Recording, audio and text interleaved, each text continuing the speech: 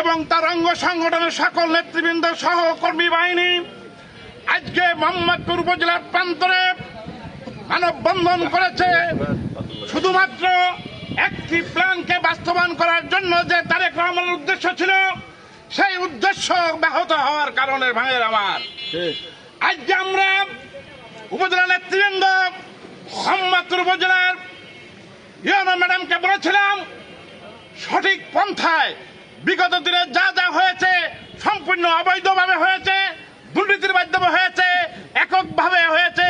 আপনি আমাদেরকে সকল সময় নেতৃবৃন্দকে ডাকবেন, আমরা সমঝোতা করে আপনার সহযোগিতা করব। কিন্তু আমরা কি দেখলাম, উনি যে কোনো ইশারায়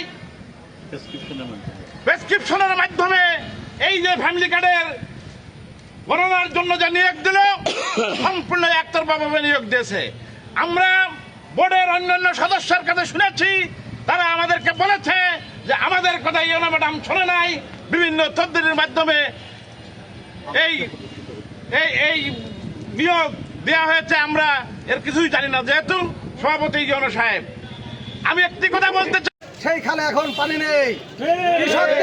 কৃষকের সারা এলাকার মোহাম্মদপুরের সেই মধুমতি নদী থেকে মোহাম্মদপুরের মাগুরার নবগঙ্গা নদী পর্যন্ত যে খাল আছে, সেই খাল খনন করা হয়নি। তাহলে কেন 2 কোটি সামথিং টাকা কেন আমাদের প্রশাসন, কেন আমাদের এমপি এখান থেকে ফেরত দিয়েছে?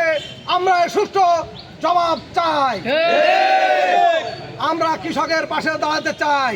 পাশাপাশি ভাইরা আমার, আজকে আমরা এই ছাত্র ভাইদের সাথে, যুবক ভাইদের সাথে বঞ্চিত দিয়ে আসছিলাম, তারই ধারাবাহিকতায় এখন ফ্যামিলি কার্ড কর্মসূচির আওতায় তথ্য সংগ্রহকারী এবং সুপারভাইজারের লোক নিয়োগ হচ্ছিল।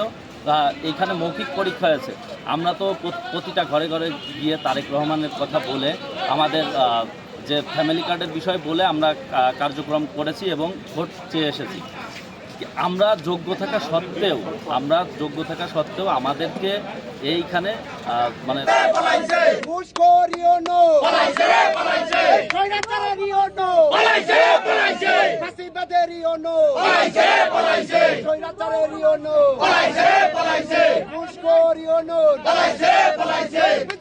ফিয়ার হতো, তাহলে আজকে আমরা রাজপথে নামতাম না।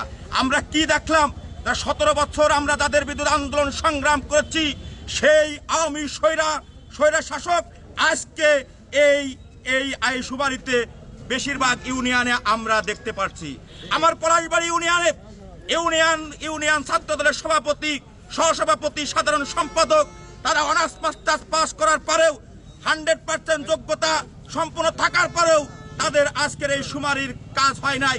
কিন্তু আমরা তার প্রেক্ষিতে কি দেখতে পেলাম, যাদেরকে আমরা চিনি না এবং সরাসরি আওয়ামী লীগ ছাত্রলীগের সাথে রাজনীতির সাথে জড়িত, তাদেরকে আজকে শুমারির নিয়োগপ্রাপ্ত হয়েছে। এটা আমাদের জন্য অত্যন্ত দুঃখজনক, ভারাক্রান্ত। আজকে